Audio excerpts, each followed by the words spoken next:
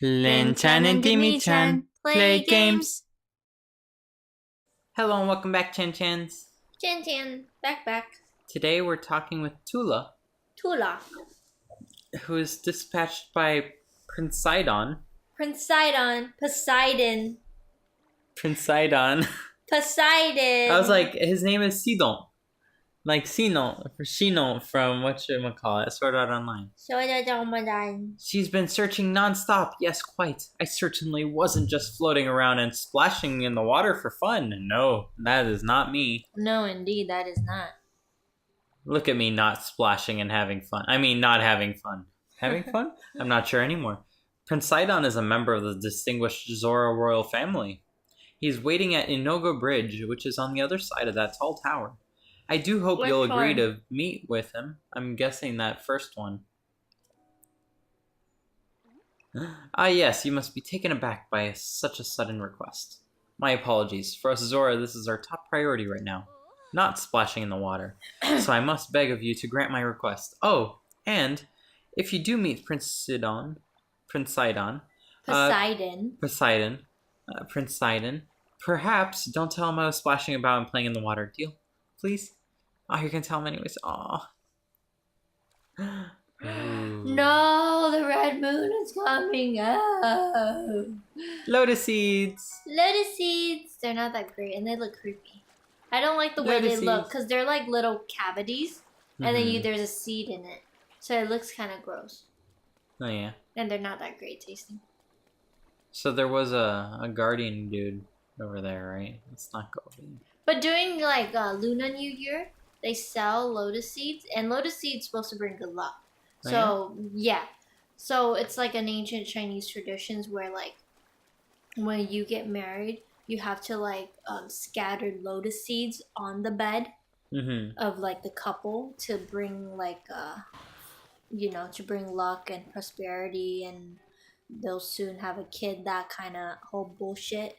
And then during New Year, especially now, I don't know if it is back then, but now during Lunar New Year, they have they candied the lotus seeds, and you eat it, and it's supposed to bring luck as well, among many other things for Lunar New Year. But lotus seeds is one of them. They candied it, so it's like all sugary and yeah. As long as you don't find those in the candied lotus seeds. No. They're so cute. They just pop out of nowhere. But yeah, that's my rant on lotus seeds. Oh, it's getting spooky. Spooky. So just now you were having shrimp chips, right? Yeah, and I believe you have a rant. Cause shrimp chips they dissolved in water or liquid or your saliva. However, they're very rough shrimp chips, so every time I eat shrimp chips, it like scrapes the top of my palate. So right now I'm in a lot of discomfort right now at the top of my palate. Did you enjoy the shrimp chips though? I did. When I was eating it, I enjoyed it very much. Were they worth the slight discomfort? And my palate, probably not. Maybe I should have like slowed down and not like just shoved them in my mouth. Yeah. Well, I was just gonna say you did have like a gripe about shrimp chips too, right? About how they're all baked now and not fried. Oh, these are always fried. No, but like this other is a different kind of shrimp chip. I know, but I'm trying to lead you onto the ones that did give you the gripe. Oh, what are they? Those shrimp chips that are like sticks. The stick shaped ones. Stick chips. The shrimp sticks. Shrimp sticks. Shrimp chips that are like in a shape of like a little stick. Like those used to be really good because they were fried in oil, and like the flavoring is good. But then like the whole bullshit of being healthy and all that, and everything has to be baked. It sort of takes away from the good flavor of it. But then again, there's a bunch of MSG in it, so it sort of made up for it. I love MSG. Things with MSG taste delicious. MSG is gorgeous. I am Asian. I love MSG. Are you a robot too? I tried to be, but no. Anyway. But yeah. They got blown up. Not really. Well, here's a little rant I'm gonna go on about MSG. Like people who like don't understand what MSG is. The thing is that like yeah, a lot now we synthesize MSG and we sell MSG in like a little bag but the thing is it's a food enhancer. It enhances the flavor of food. But yes, it does makes you thirsty a little bit because it is pretty much salt. I mean monosodium glutamate. It is salt, so it does make you thirsty. But the thing is without MSG, a lot of the food does not taste good. You know? And also like there's MSG in a lot of the food that we eat. You just don't think about it, you know? So this whole thing about like, oh, I don't eat anything that has MSG, that's just bullshit. Yeah, a lot of American food, of all things, has like tons of MSG in it. Yeah, they just don't tell you about it because MSG just has a bad rep when it comes to Chinese food. But the thing is, if you eat food from any other culture out there, there's most likely MSG in it. They may not add MSG, but there's MSG in it. Yeah, in another form. Like there are lots of nice names for like, what's that yeast called?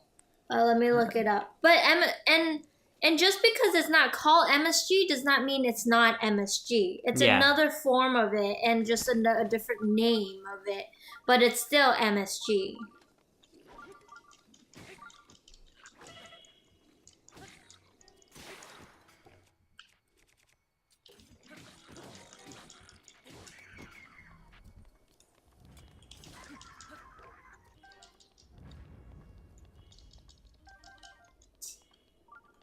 It's times like these that I miss the random heart drops from old Zelda games.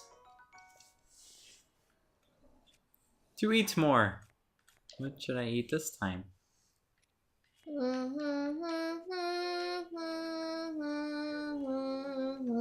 To cook by the fire.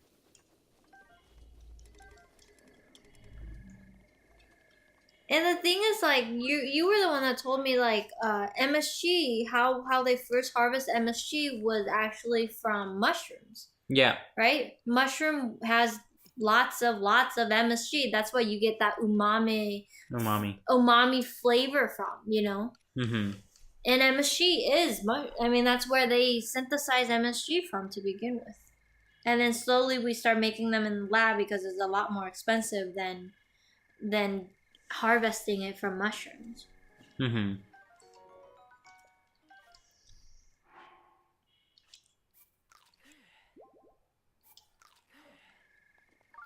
should probably cook apples too.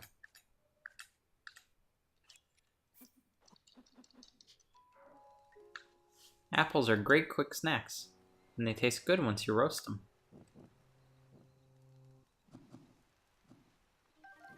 So it's hydrolyzed vegetable protein. That's another name. Textured vegetable protein or yeast extract. Oh yeah, yeast extract. That's the one you find in a lot of things when they don't want you to know that there's MSG in it, but there's still MSG because MSG makes stuff taste good, and it's mostly psychological. Whenever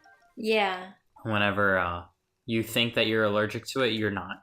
So here's a list of things that are MSG. Or actually, check with the doctor to see if you're actually allergic to MSG. Don't take our word for it. Yeah. It's dumb. Taking anyone's word for anything, except if they're like qualified to tell you, is dumb. So don't do that. Check with the doctor, and then trust us that MSG is not going to kill you. So pretty much anything with glutamate at the end of the name is a form of MSG. And there are also yeast extract. Anything that has hydrolyzed in front of it is a form of MSG. Anything that is hydrolyzed protein is MSG. Calcium caseinate is MSG. Sodium caseinate, yeast food, yeast nutrients, autolyzed yeast, gelatin, textured protein, soy protein isolate, whey protein isolate, anything protein, and then vetsin, and then Ajinomoto. Ajinomoto is the first commercial name for MSG, actually. Ajinomoto. It means the essence of flavor. Essence of flavor. And I believe MSG started off, like, it was invented in, like, 1901. to tell you. Like, yeah, it's but it's fairly it recent. was until around 1960s that there was a whole case on MSG is causing people to get headaches, and then like people were, you know, studying and stuff like that. Mm-hmm. You know. And originally, before that, people were getting the same flavor, like by boiling shiitake mushrooms and kelp. Those have a lot of glutamate in it, and you get a similar flavor just naturally. So if you think you're allergic to MSG, but you're fine eating natural broths, then you're probably it's the not same thing. allergic. So trick yourself out of it because MSG makes food taste good. If a bit salty, like you don't have to put a lot of MSG. Yeah, you don't have to put a lot MSG in it. by itself does not taste good. It Yeah. needs to be combined with something, otherwise it just tastes worse than salt. It's disgusting. And actually, if you are under like a low sodium diet, well, it's hard to click and talk. But people don't want to sit here and watch the same screen forever. It's moving. I don't know what he's talking about. But if you are on a low sodium diet, you can instead of putting salt, you put the same amount of MSG, and you end up eating less sodium as a result for the same amount of saltiness. So that's a good way of cutting down on your salt intake as well. That is if you really need salt. If you really need the flavor of salt. That is if you really just like eating salt, like and Dimitri. The doctor said no. Like Dimitri. Well, his doctor didn't say no, but he loves eating salt. He puts salt on everything. And sometimes when I cook for him, he's like, "This is not salty enough," and I'm like, "Are you kidding me?" Like, it's hard to cook for him and for everyone else because he would try food and he was like, "This is not salty enough," and I'm like, I'm not cooking for your palate. I'm cooking for the majority of the people who don't eat salt. I missed. You're trying to blow up that place? No, I'm trying to burn. Why? Why? He just went diving there. Why are you burning it? I thought you wanted to get there. Look, it cleared a path. Oh. It's a bunch of thorns. Oh. How did you know you gotta burn it? Oh, you can figure out other ways. And then I can fly too. No, I can't fly. You can jump. No, whenever there's like an updraft like that, you can catch the winds and go flying to the next episode of Linh-chan and Dimi-chan. Bye bye. Oh, this one not only has MSG, it also has hydrolyzed soy protein. Oh, it has both. Double MSG. They're really not afraid of it. Bye-bye. Linh-chan, Dimi-chan, Linh-chan, Dimi-chan and Linh-chan, Dimi-chan, Linh-chan, Dimi-chan, Linh-chan, Linh-chan, Dimi-chan.